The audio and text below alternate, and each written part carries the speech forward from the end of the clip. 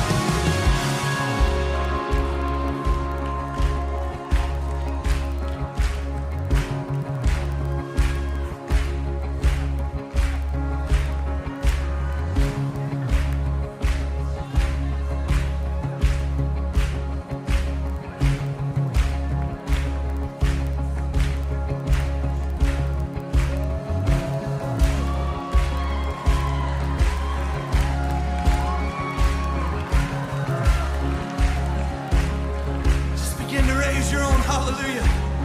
I can't do it for you. There's a song written on your heart only you can sing. And when you sing, enemies flee. When you sing, prison walls come falling down. When you sing, heaven invades the earth. So just begin to lift up your hallelujah.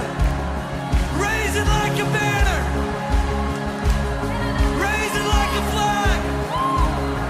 Raise it in the middle of the storm. Let it rise. Let it rise. Like a symphony to the King. Everything to you, Jesus. We raise it all up.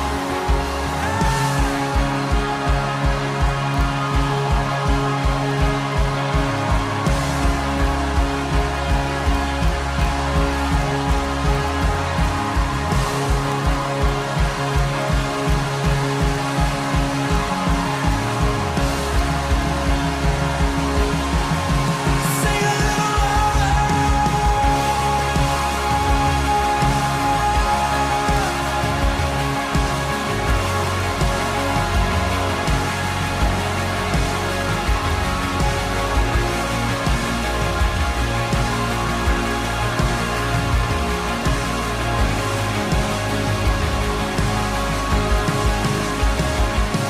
I raise a hallelujah in the presence of my enemies. I raise a hallelujah louder than the unbelief. I raise a hallelujah. My weapon is a melody. I raise a hallelujah. Heaven comes to fight for me.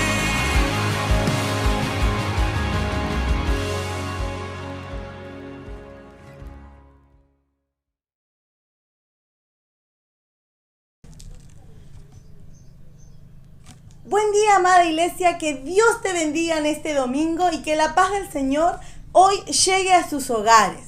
Estoy muy contenta de encontrarnos una vez más en esto que es Iglesia en Casa, donde hemos aprendido, donde hemos recibido palabra de Dios y donde nos hemos recobrado las fuerzas espirituales. La verdad que es una bendición que en todo este tiempo de cuarentena nosotros hayamos podido encontrar la palabra de Dios. Por eso lo hacemos muy gozoso. Hoy estamos predicando y llevando el evangelio a donde todavía no ha llegado. Y hablando de esto, el Señor habló a mi corazón y hoy quiero venirte a compartir una porción bíblica que es muy conocida, pero que hoy Dios nos va a hablar a través de ella. ¿Saben que esta prédica yo le puse como nombre Hagamos la diferencia? ¿Y por qué hagamos la diferencia? Porque este es un tiempo diferente que nos tocó vivir, pero también nosotros a través de estas pruebas podamos lograr cosas diferentes. En Nehemías 1, acompáñenme a la palabra, dice: palabras de Nehemías, hijo de Acalías. Aconteció que en el mes de Quisleu, en el año 20, estando yo en Susa, capital del reino, que vino Ananí, uno de los hermanos, con algunos varones de Judá.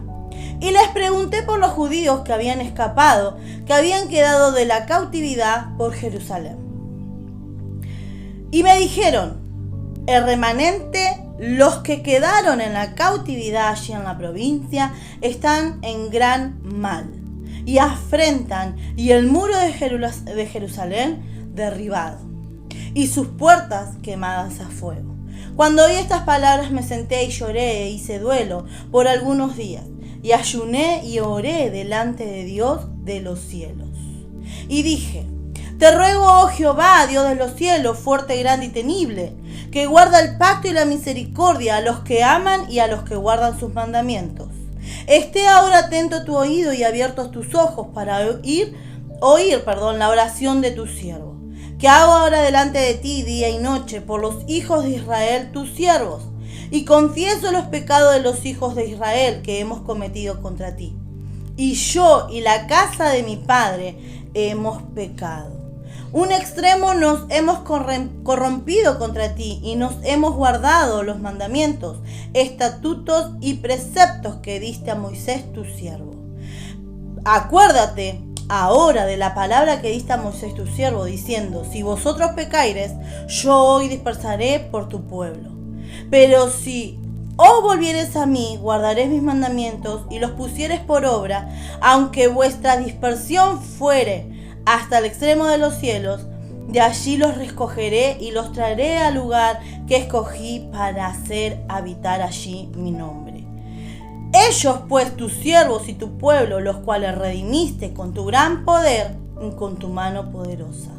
Te ruego, oh Jehová, que esté ahora atento tu oído a la oración de tus siervos y a la oración de tus siervos, quienes desean reverenciar tu nombre. Concede ahora buen éxito a tu siervo y dale gracias delante de aquel varón, porque yo servía al copero del rey. Leí bastante, pero era necesario, porque Nehemías se pone a orar. Nehemías era un hombre que vivía en Jerusalén, pero se habían ido. Dice que el pueblo se estaba esparciendo, estaba un poco acá y un poco acá, ¿no? Pero él estaba estable, él y su familia estaban bien.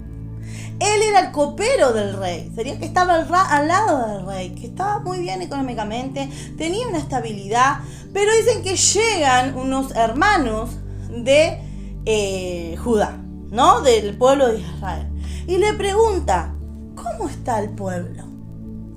Y ahí le llegan las malas noticias. Las malas noticias llegan para desacomodarnos. Las malas noticias llegan, por eso son malas noticias, ¿no? Para tambalear nuestra estabilidad. Dice que estos hombres le dicen que su pueblo estaba en sufrimiento, que muchos estaban siendo cautivos, otros estaban por otros lados, pero que realmente estaba el pueblo en mal angustia, ¿no? Pero saben que algo que a mí me llamó la atención es que Nehemías no pudo hacer oídos sordos a esta noticia.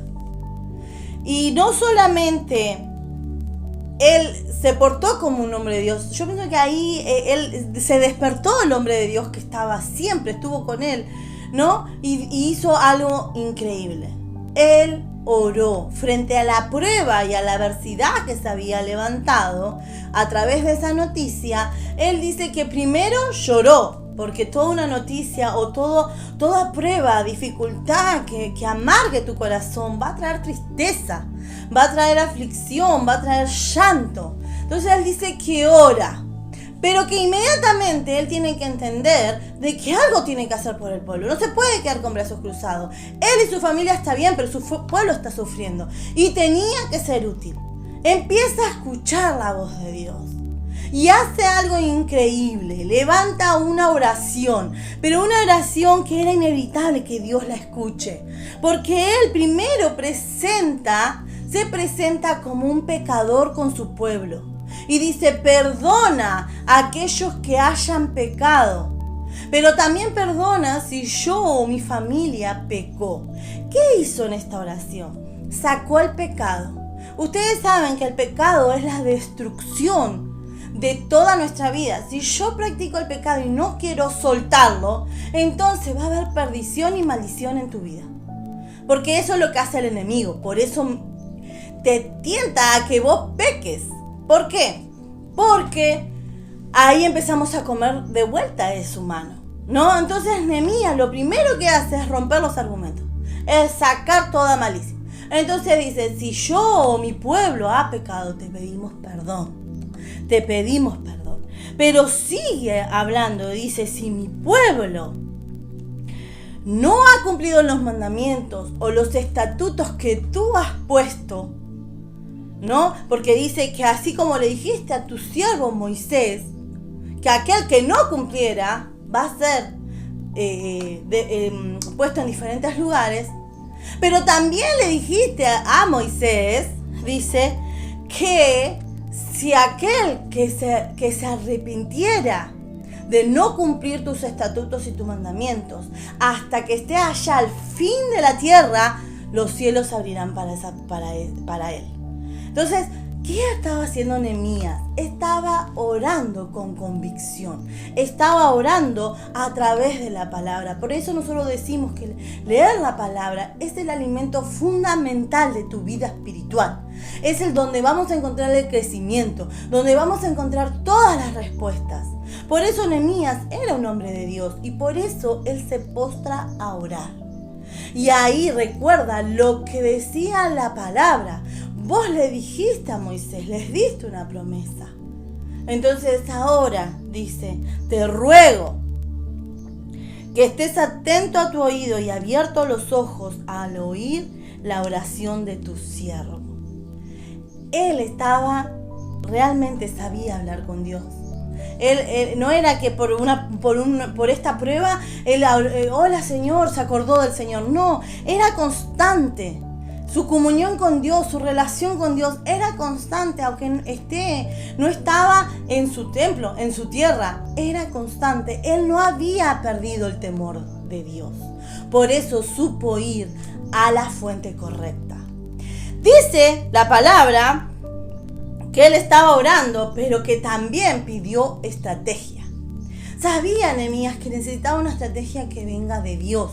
¿Para qué? Para construir el templo. Y él se propone a que vamos a construir el templo. Pero dice que primero pidió que ablandara el corazón del rey. Claro, ustedes saben que el copero en aquel tiempo siempre tenía que estar bien. Siempre tenía que estar alegre. Nunca podía ir triste. Pero cuando estamos en la tribulación, ¿cómo hacemos para sonreír? ¿No? Muchos dirían, me pongo una máscara y salgo, pero cuando yo estoy en la presencia de Dios, yo puedo tener gozo a través de la adversidad, porque el Espíritu Santo vive en mí. Entonces dice que Nehemías le pide al Señor que por favor toque el corazón del rey y que el rey pueda entender y que le dé permiso para que él vuelva a su pueblo. Bueno, si ustedes quieren seguir leyendo, la historia dice que el rey se da cuenta de su aflicción y no solamente se enoja, no se enoja, sino que al contrario le dice, ¿qué te estás pasando? Porque no sos así. Entonces Nehemías le cuenta su prueba, su pesar, su adversidad, y el rey, ¿qué hace? Lo envía a las tierras. Entonces él cuando va, se propone construir el templo. El templo como estaba. Yo anteriormente había dicho que este hombre cuando comenta cómo está, dice cómo está el templo. Dice que los muros de Jerusalén estaban, ¿qué? Derrumbados. Que sus puertas estaban quemadas a fuego. Estaba todo destruido. Hermano mío, te voy a decir una cosa que ya sé que vos lo sabés, que todos lo sabemos. Pero el enemigo no va a parar hasta destruir y derribar los muros que te protegen. No va a detenerse hasta derribar el templo de Dios. No va a parar, no va a parar. Por eso en este tiempo nosotros nos encontramos con argumentos levantados por el enemigo diciendo que la tecnología no es para nosotros, no estamos acostumbrados, no podemos recibir, me enfrié, no espiritualmente. Ahora cuando empiece, voy a esperar que empiece la iglesia. Bueno, tengo un mensaje para darte. Estamos prontos para abrir la iglesia. ¿Qué vas a hacer? Te vas a encontrar con gloria a Dios. Y vamos a tomar las precauciones y vamos a alabar a nuestro Señor. O vas a argumentarte y vas a decir, es muy peligroso salir. Vas a darle rienda al enemigo para que te susurre, que te dé miedo. ¿Qué vas a hacer? Estas decisiones, estas pruebas, son las que a nosotros nos van a hacer transformar. Lo que nosotros decidamos hoy o cómo pasar la prueba va a marcar el día postrero, va a marcar nuestro futuro, va a afectar ¿no? Yo sé que todos somos valientes, sé que todos somos hombres y mujeres que no es que se quedan con brazos cruzados llorando, sino que vamos a la solución, no vamos a afrontar lo que Dios está pidiendo. Pero esto es lo que yo hoy quiero preguntarte. ¿Lo haces con tus fuerzas o haces como Nehemías, que va a Dios y se toma el trabajo de pedir dirección, de pedir una estrategia para poder llevar una solución a esta prueba? Y yo me he encontrado muchas de las veces queriendo hacer a mi propia fuerza, a mis propios impulsos, a mi propio pensar. ¿Y saben cómo terminé? Desgastada, frustrada, cansada, abatida. Entonces muchas de las veces nosotros nos encontramos así, nos encontramos cansados, frustrados. Pero vengo a contarte otra historia.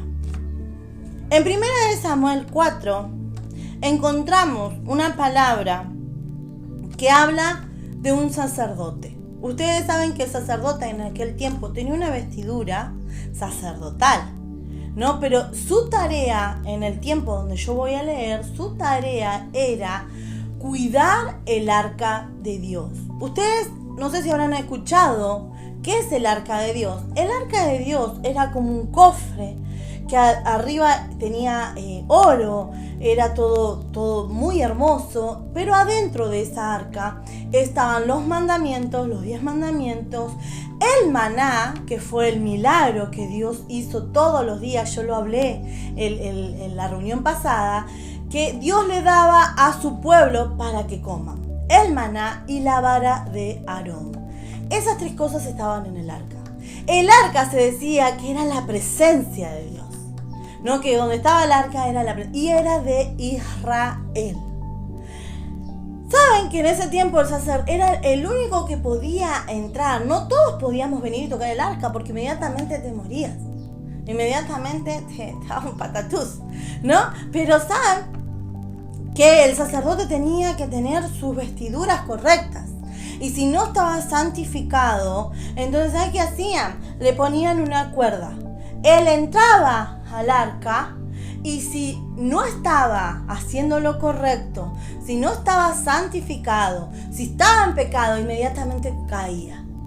Entonces los de afuera, que se quedaban afuera, que no podían entrar, ¿qué hacían? Con la cuerda los volvían a sacar. El arca era muy importante para Israel y el sacerdote debía ser santificado y cuidar a la presencia de Dios. ¿Por qué les cuento esto? Está en la Biblia, ahora después lo va a buscar y lo va a encontrar. ¿Pero por qué les cuento esto?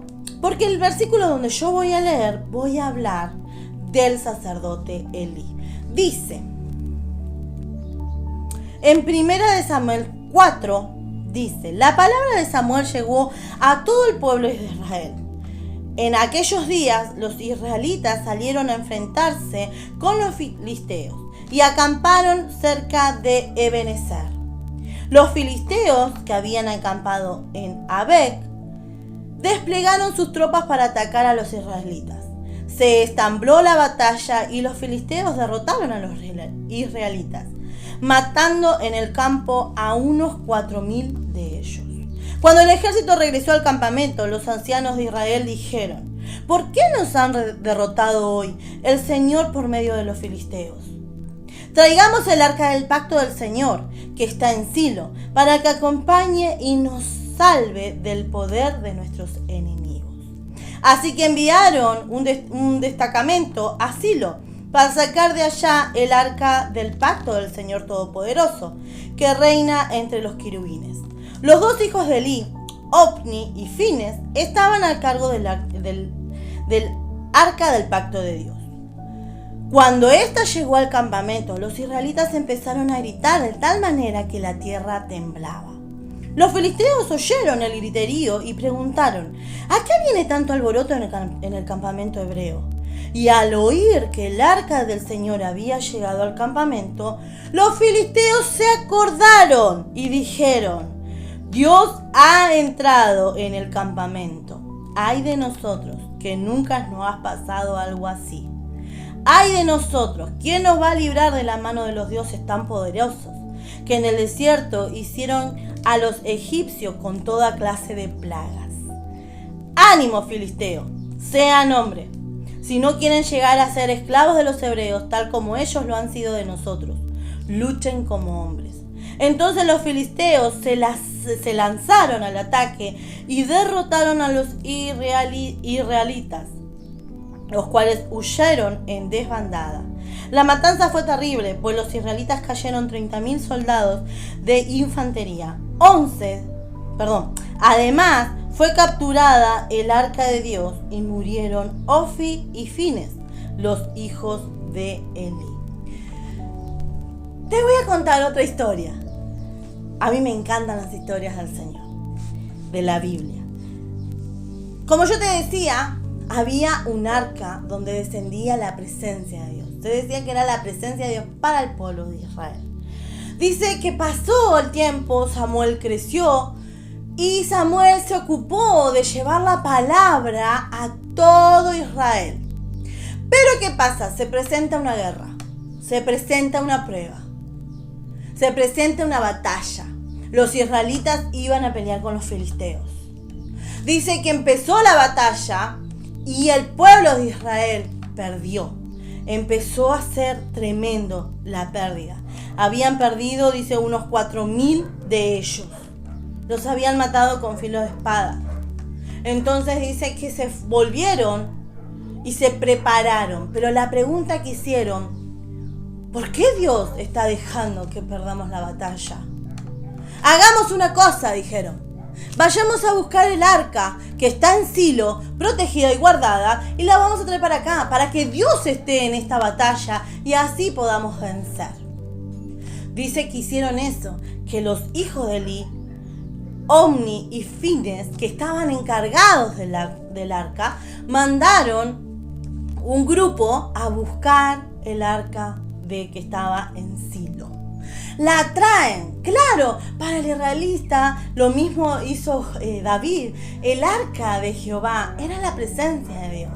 Entonces empezaron a gritar y a alegrarse y a hacer júbilo y ¡guau! ¿No? Y dice que tanto fueron los gritos que la tierra tembló. Y los filisteos, escuchando, dijeron: ¿por qué hay tanto barullo? Y cuando los filisteos escucharon del arca de Dios había llegado a ese lugar, ellos recuerdan: ah, claro, el arca de Dios. Y es verdad que acá dice que los filisteos tuvieron miedo y dijeron: nunca nos enfrentamos con algo así. ¿Ahora qué va a pasar? Porque ya nunca he peleado, o sea, siempre Dios ha tenido la victoria. Es más, recuerdan el tiempo de Moisés. Por eso dicen, en Egipto hizo desastre, mandó las plagas. Dios es poderoso. Pero lo animan. Dice: ánimo, filisteo. Ánimo. Que ustedes van a pelear. Ustedes pueden. Vamos, porque si perdemos acá, vamos a ser esclavos de ellos. Así como ellos fueron esclavos nuestros. Entonces dice que salieron a la batalla y no solamente Israel fue derrotado, sino que fue una gran matanza. Muchos murieron. Fue robada el arca de Dios, pero también mataron a los hijos del sacerdote. ¿Por qué Dios no estuvo en ella? Si es verdad que Dios estaba en las batallas. Pero te voy a decir una cosa: Dios no es atrevido. El Señor no se va a meter así de guapetón. Él obra cuando uno lo llama, cuando uno lo busca, cuando uno le ofrece la vida, cuando uno dice: tengo una batalla tremenda, pero pelea vos conmigo, porque si no, no voy. Como dijo Moisés: Señor, si vos no estás en esto, yo no me muevo. Entonces, ¿qué pasaba? Dios no estaba en el medio de ellos. Porque no lo llamaron, porque no le consultaron, porque quisieron hacer a su parecer. Por eso le dijeron, lo avisparon a los filisteos. Ellos pensaron que era una solución, pensaron que iba a ser de bendición traer el arca. Pero lo único que hicieron fue avispar a su enemigo y recordar que existía esa arca. Entonces no solo lo derrotaron, sino que también le robaron el arca de Jehová. El arca de Dios se fue con ellos. Y por muchos años no estuvo en Israel. ¿Por qué hoy te cuento esta historia? Porque también así como yo te hablé de un Nehemías que fue y se postró y oró y clamó y pidió estrategia en el Señor, también vemos un mal acto. El acto que hace que a través de la prueba nosotros hagamos manotazos de ahogado. Saben que esta historia se refleja en la derrota de Israel, en la matanza de Israel. Se perdió muchas vidas, se perdió el arca. Pero si ustedes siguen leyendo, van a encontrar que Elí, no haciendo bien las cosas, no guiando a su generación a buen puerto, no enseñándole de Dios, estaba sentado, dice como siempre, al comenzar, no en su casa, pero dice que el mensajero llega llena de polvo, devastado, y le llega la noticia diciendo que el arca de Dios había sido robada por los filisteos y que sus hijos habían muerto. Pero dice la palabra de Dios que antes de escuchar que sus hijos también habían muerto, Elí cae para atrás de la silla y muere desnucado por la noticia. Ya cuando a él le llegó la noticia que el arca de Dios había sido robada por los filisteos, ¡pum!, cayó para atrás y murió. Ahora, uno tiene consecuencias y todo acto tiene consecuencias. Muchas de las veces nos encontramos en esta postura, en el medio de una batalla, en el medio de una prueba, en el medio de una tribulación, pero no soltamos nuestros pensamientos. Pensamos que hacemos bien, pensamos que es lo correcto, pero no ponemos a Dios en el medio. No ponemos a Dios en donde tiene que estar. Déjame seguir leyéndote una versioncita más. Dice que en 1 Samuel 4:19, dice: su nuera, la esposa de Fines, estaba embarazada y próxima de dar la luz. Cuando supo que el arca de Dios había sido capturada, que tanto su suegro como su esposo habían muerto, le vinieron dolores de parto y tuvo un alumbramiento muy difícil. Al verla agonizante, las parteras que la atendían le dijeron: anímate, que has dado la luz a un niño. Y ella no respondió, ni siquiera le hizo caso. Pero por causa de la captura del arca de Dios y por la muerte de su suegro y de su esposo, le puso al niño el nombre de Icabod, para indicar que la gloria de Israel había sido desterrada. Y clamó: se han llevado la gloria de Israel. El arca de Dios ha sido capturada. Pastora, ¿qué nos está contando? ¿Qué historia nos está contando? Yo les vengo a decir que no terminó la historia ahí. Una de las nueras de Elí, una de las mujeres de Fine, estaba embarazada. Dice que cuando escucha esta noticia tremenda de que el arca de Dios había sido robada por los filisteos, pero que también murió su suegro, pero aún murió su esposo, dejándole su bebé y a ella solita, dice que se puso en gran tristeza, que le vinieron dolores de parto y que su parto, por su ánimo y por su tristeza, fue muy difícil. Entonces las parteras, como vieron que estaba agonizando, como vieron que estaba mal, ¿qué dice? Le animan y le dice: has tenido un varón. Y con ese desgano y con esa aflicción y tristeza y agonizante, porque dice que estaba agonizando, ella dice: llámenlo Icabod,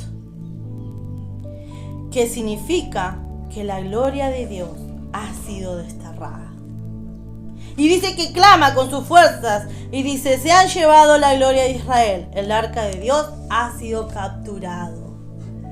Yo le dije que cuando se presenta una batalla y cuando yo no meto a Dios en esa batalla y cuando yo peleo por mis instintos, hasta aún despierto al enemigo en que toque áreas de mi vida que todavía no habían sido tocadas. Y trae una gran aflicción y trae muerte espiritual y empieza a afectar. Miren hasta qué punto empezó a afectar, que a esta mujer no solamente afectó a su suegro, sino que afectó a la generación, porque esta mujer afectó a su hijo, porque dio la luz en desánimo, porque dio la luz agonizantemente, porque dio la luz y en un momento muy triste. Y eso cayó ¿sobre quién? Sobre este niño. Por eso le pusieron Ibocat, que significa que el pueblo de Israel había perdido el arca, había sido derrotada. ¡Qué tristeza! Pero como yo les dije, todo acto tiene consecuencias. Y no dude que si hoy usted está marcando una diferencia, si usted está batallando con sus propios instintos, si usted está sin querer está despertando al enemigo que entre en áreas donde todavía aún no entró, entonces le voy a decir que es inevitable que el enemigo no toque a tu generación, que no la marque, porque lo que nosotros hoy decidamos va a afectar nuestra vida postrera, lo que viene. Entonces hoy debemos hacer la diferencia.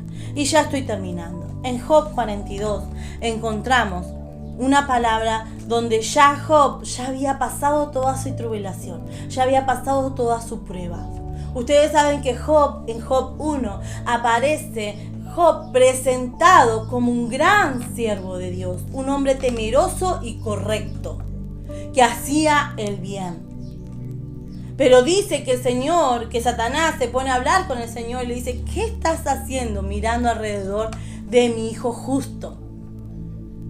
Y Satanás le dice, ¿cuándo te juego? Que si lo toco, va a hablar mal, va a levantar argumento contra vos. Y Dios le dice, tócalo. Lo único que no te voy a permitir que sea de muerte, pero tócalo. Inmediatamente, si usted sigue leyendo, usted va a encontrar en la palabra que dice que Job en unos minutos perdió todo. Vino un mensajero y dijo que todo se derrumbó. Vino otro mensajero diciendo que sus vacas, sus asnos, sus bueyes, todo cayó fuego del cielo, no están más. Dice que a los minutos los vientos soplaron en las esquinas derrumbando la casa donde estaban sus hijos y todos sus hijos mueren. Job empieza una tribulación. Job empieza una prueba inesperada. Job empieza a vivir de estar estable. ¿Saben qué hacía Job? Job cada mañana se levantaba, hacía lo mismo que hacía Nehemías. Se levantaba y decía, Señor, te ofrezco holocausto por si mis hijos pecaron. Sacaba el pecado de la relación. Sacaba el pecado. Él ni sabía si estaba, pero por lo dudo lo sacó. Este hombre empieza una gran prueba. Job no solamente pierde todo, sino que empieza a estar enfermo. Dice que le agarra como una sarnilla, que todo su cuerpo le dolía y le picaba y él estaba desesperado. Se enferma de gran manera. Aún así, dice que su mujer no fue de compañera, sino al contrario, le decía, maldice a tu Dios y muérete. No era una buena compañera. No fue una mujer sabia. Dice que los amigos venían y le decían, ¿por qué no maldecís a tu Dios? ¿Por qué no hablas mal en contra de él? Pero solamente Job decía, Dios dio, Dios quitó. Desnudo vine, desnudo me voy. Todo es del Señor. Qué sabio. Pasó una tribulación, pasó una prueba tremenda, pero persistió. ¿Saben por qué? Porque puso a Dios en esa prueba. Porque sabía que Dios por algo tenía que enseñarle. Por eso permitió la prueba. Saben que en Job 42:10 dice: después de haber orado Job por sus amigos, el Señor lo hizo prosperar de nuevo y le dio 2 veces más lo que tenía antes. Todos sus hermanos y hermanas y todos los que antes le habían conocido fueron a su casa y celebraron con él el banquete. Lo animaron y lo consolaron por todas las calamidades que el Señor le había enviado. Y cada uno de ellos le dio una moneda de plata y un anillo de oro. El Señor bendijo más los últimos años de Job que los primeros, pues llegó a tener 14,000 ovejas, 6,000 caballos, 1,000 yuntas de bueyes y 1,000 asnas. Tuvo también 14 hijos y 3 hijas. A la primera de ellas le puso por nombre Paloma, a la segunda Canela y a la tercera Linda. No había en todo el país mujeres tan bellas como las hijas de Job. Su padre le dejó una herencia, lo mismo a sus hermanos. Después de este suceso, Job vivió 140 años. Llegó a ver a sus hijos y a los hijos de sus hijos hasta la 4ª generación. Disfrutó de una larga vida y murió en plenitud. Pasó una tribulación tremenda. Si usted después quiere leer toda la vida de Job, léala, está en libertad, aún va a ser más bendecido. Pero yo voy a leer los tiempos de prosperidad, los tiempos buenos de Job. Ya estábamos llegando a su muerte, ya pasó todo lo que tenía que pasar, pasó su prueba y fue victorioso. ¿Por qué? Porque se mantuvo en Dios. Persistió bajo la prueba, persistió bajo la enfermedad, persistió bajo los argumentos levantados por el enemigo, persistió con esos susurros que el enemigo manda para bajonearte y para traerte desánimo. Persistió a la muerte de sus hijos, persistió. Pero la parte que yo te leí en el versículo 10 dice que él, pero antes en el 9 dice que él oró por sus amigos. Que él oró y le pidió a Dios que los bendiga. Entonces dice que sus amigos estuvieron con él y se conmovieron porque vieron su lucha, vieron su proceso, vieron su prueba, pero también lo estaban viendo parado, ileso, firme. Y no lo podían creer. Entonces ahí ellos se dieron cuenta que Dios estaba con él, que nunca se había apartado de él. Entonces inmediatamente le dieron plata, inmediatamente le dieron anillos de oro, inmediatamente. Y Dios lo empezó a recompensar, le empezó a dar bueyes, asnas, ¿no? Ovejas. Fue un hombre próspero. Cuando nosotros decimos próspero, pensamos económicamente. Pero el próspero es conquistador en todas las áreas. Entonces no solamente obtuvo una economía buena, también dice que tuvo hijos y hijas. Y las hijas eran las más hermosas del mundo. Pero también dice que le dejó herencia. Le dejó herencia a sus hijos y a sus hijas. Dice que pudo vivir una vida plena, que vio a sus nietos y a sus bisnietos hasta la 4ª generación. Dice que vivió una vida larga y la disfrutó.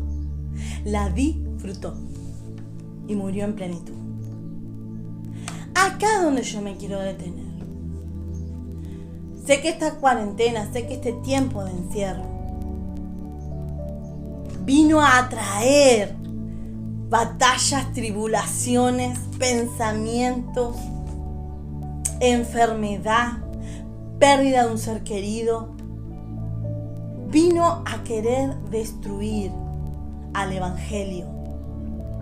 Quiso hundir la iglesia. Quiso cerrar las iglesias. Pero ¿saben que el Señor me dijo esto? No pudo. No pudo. Porque hubo siervos de Dios que se levantaron y persistieron. Persististe en tu enfermedad. Persististe en esta batalla. Persististe. Estuviste ahí, agarrado del Señor. Entonces tu gloria se manifestará en tu generación. Tu gloria se manifestará y serás un hombre próspero, un hombre conquistador. Es tiempo que empieces a bendecir los tiempos postreros. El enemigo te puede endulzar. El enemigo te puede hacer creer que el evangelio es aburrido, que el evangelio es obligado. Lo que él te diga el enemigo. Un evangelio bien vivido. Un evangelio que no le pongamos ni punto ni coma. Que no transformemos la palabra de Dios. Y que siempre lo pongamos a Dios adelante. Va a ser un evangelio de conquista.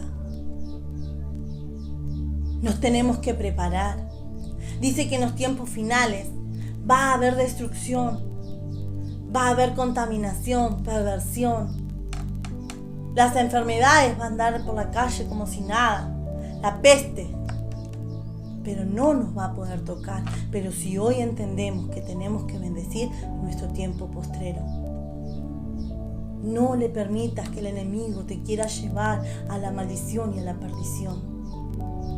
Hoy el Señor viene a bendecir nuestras vidas, viene a bendecir nuestra generación, viene a bendecirte y a decirte que si has pasado por una prueba y lo has puesto a Dios por primer lugar y has preguntándole al Señor qué es lo que debías hacer, te vengo a decir que Dios viene a dar conquista, viene a bendecirte.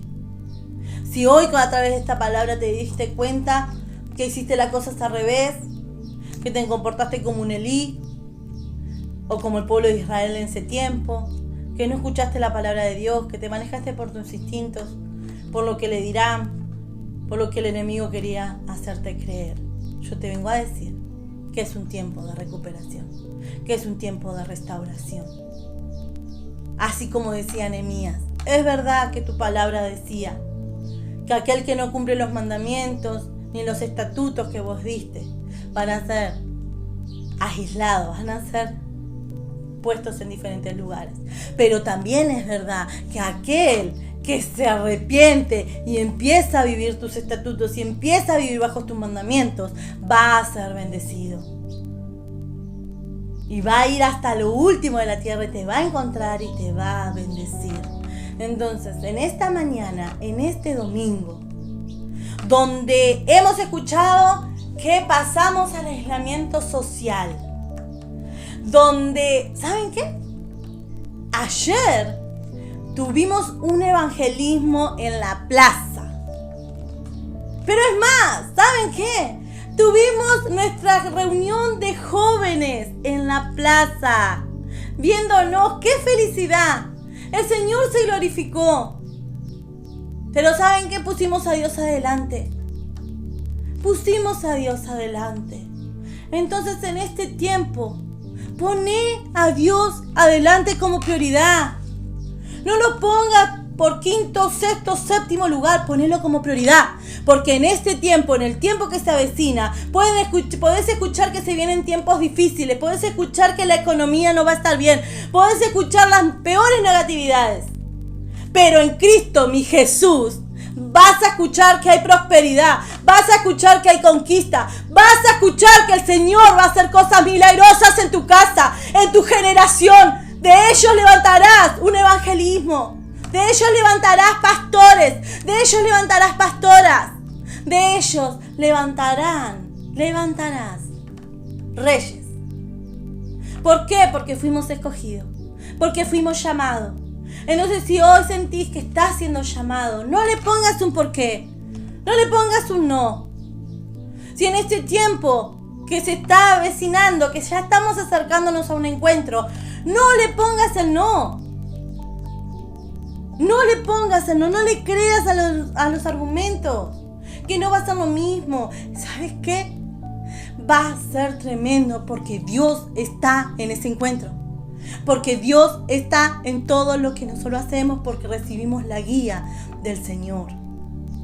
El Señor está en tu casa hoy, en esta mañana. El Señor está sentado en tu casa. ¿Qué vas a hacer? ¿Le vas a decir que se quede y que habite contigo y con tu familia? ¿O una vez más vas a rechazar y vas a seguir con tu pecado.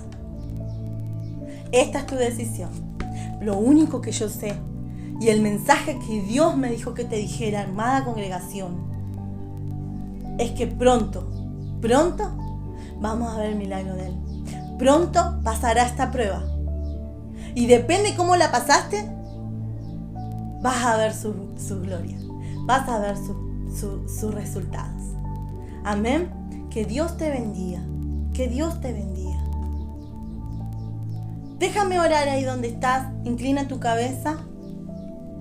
Señor, en esta mañana te damos gracias. Gracias, Señor, porque sé que tu palabra ha sido de bendición. Sé, Señor, que has venido a hablar a nuestro corazón, allá a nuestro espíritu. Por eso, Señor, te pido que en esta mañana, si hay un hombre o una mujer, una cabeza del hogar o una columna, o hijos, Señor, que tienen aflicción en su corazón porque todo este tiempo han vivido a su parecer, porque no han escuchado específicamente tu voz, porque no te han puesto en esa batalla, en esa tribulación o en esa prueba. Yo te pido, Señor, que hoy tu sangre poderosa sea derramada sobre cada uno de ellos. Señor, trae redención a cada uno de ellos. Señor, hoy dale fuerzas para que no bajen los brazos. Dale sabiduría, Señor, para poder escuchar la guía del Espíritu Santo. Que hoy Él nos dé dirección, Señor. Hoy yo te pido en el nombre poderoso de Jesús. Hoy tu palabra habló, Señor, y ministró el corazón que necesitaba y que quiso recibir de ti. Alimentó al que tenía hambre y dio de beber al que tenía sed. Por eso, Padre, en esta mañana de bendición, así como yo estoy viendo tu luz, haz, Señor, que alumbremos cada uno de nosotros. Que tomemos, Señor, de tu presencia. Que tomemos, Señor, de lo que viene de ti. Y que empecemos a emanar, Señor, esa luz. Padre amado, te pido, no nos hagas insensatos. Que nuestros pensamientos no nos hagan insensatos. Que el susurro del enemigo no pueda más, Señor, que tu voz gloriosa y poderosa. Hoy, Padre, trae sabiduría a la cabeza del hogar, esfuerzo y valentía. Que la columna sea una mujer virtuosa, que sepa dar los consejos correctos para su esposo. Que no sea filo de espada su lengua, Señor, sino al contrario, que sea una mujer que acaricia con sus palabras, pero que trae ese despierte espiritual. Así también para sus hijos, Señor. Y que los hijos, Señor,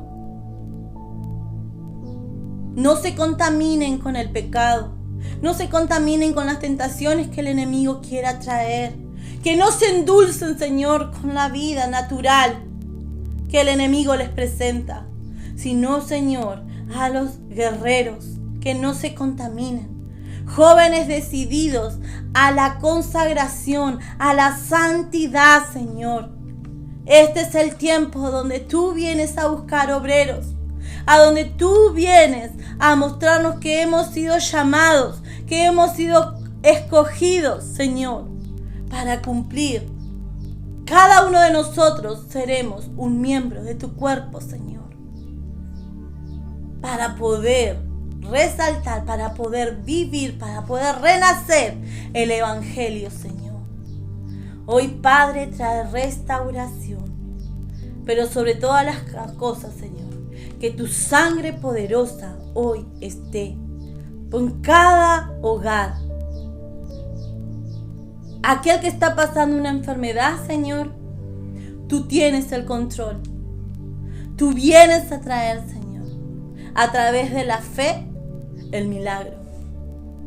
Ahora, Padre, te pido, Señor, que aquel que está atribulado con su economía, tú le hagas saber, Señor, que si buscamos de ti, tú eres el que sustenta, tú eres el dueño de todo, Señor.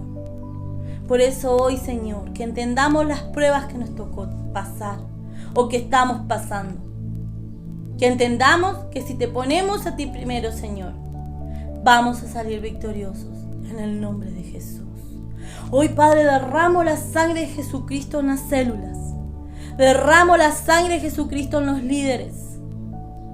No tenemos líderes perezosos ni engañados por el enemigo, sino, Señor, que hoy están levantándose en tu presencia. Hoy derramo la sangre de Jesucristo en cada hogar.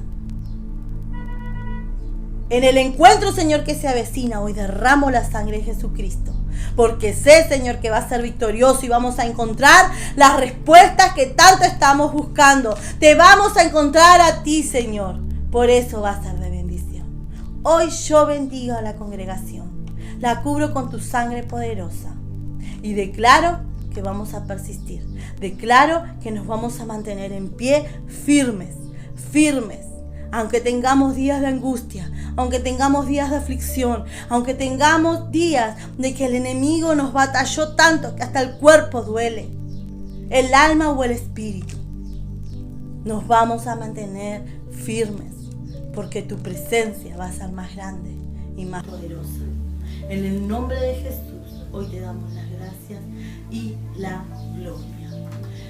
Que Dios te bendiga y que tengas un hermoso y bendecido domingo junto a tu familia, tomando decisiones y viviendo bajo el Espíritu Santo, bajo la presencia de Dios y haciendo buenos días para tener días postreros buenos.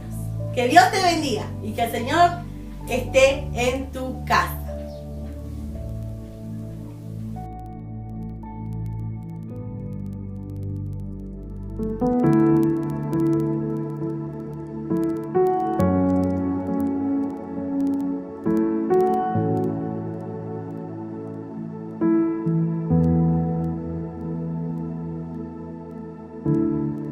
Quieto en tu presencia, ante ti me presento.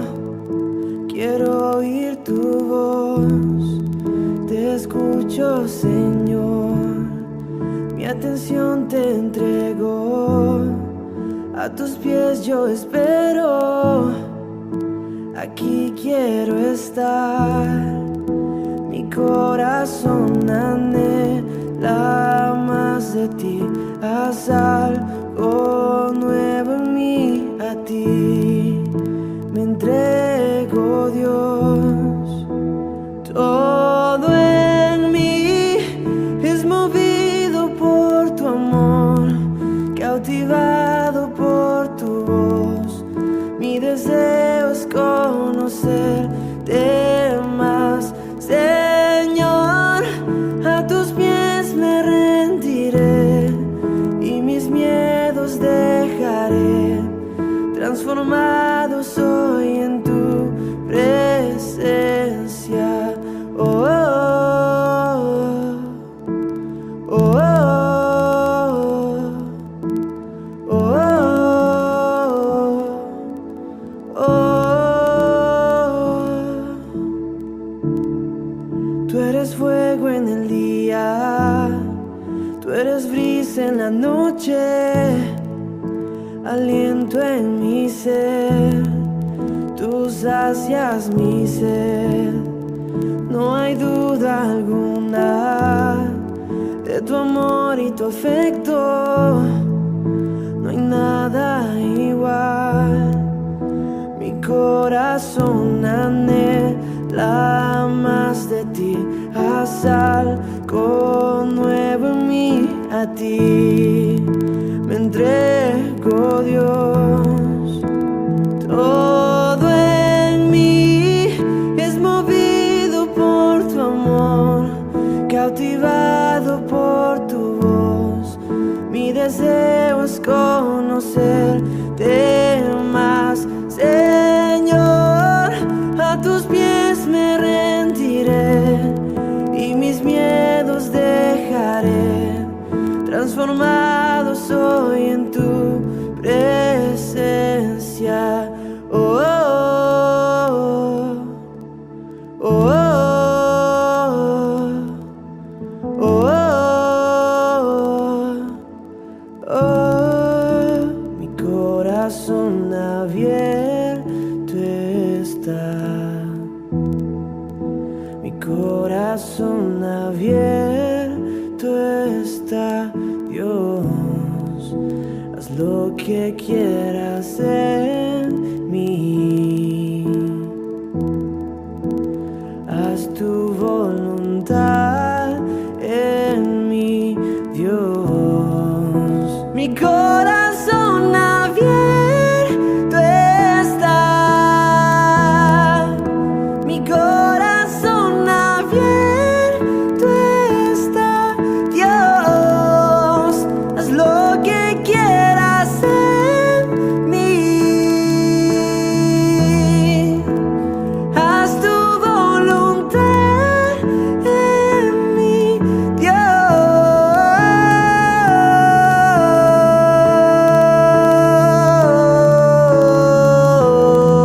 Dios. La la la la la la la la. Todo en mí es movido por tu amor, cautivado por tu voz. Mi deseo es conocerte más, Señor. A tus pies me rendiré y mis miedos dejaré. Transformado soy en tu presencia. Na na na na na na na na na na na. Na na na na na na na na. La la la la la la la la la.